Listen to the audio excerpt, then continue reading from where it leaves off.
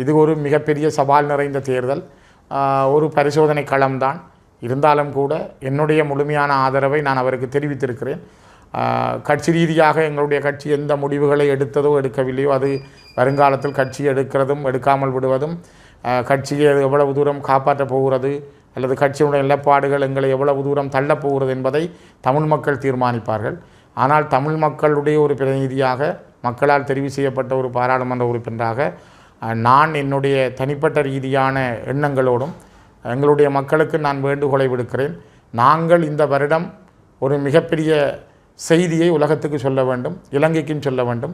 அதற்கான ஒரு தேர்தலாக இந்த ஜனாதிபதி தேர்தல் களத்தை நாங்கள் பயன்படுத்த வேண்டும். அதற்கான வேட்பாளராகத்தான் அண்ணன் அரியநேந்திரன் அவர்கள் இருக்கிறார். ஆகவே இது வடக்கிலும் கிழக்கிலும் மலையகத்திலும் இலங்கையின் ஏனைய பகுதிகளிலும் வாழுகின்ற ஒவ்வொரு தமிழர்களுக்குமான மிகப்பெரிய ஒரு சவால் மிகுந்த, நாங்கள் யார் என்பதை அடையாளப்படுத்துகின்ற ஒரு தேர்தல்.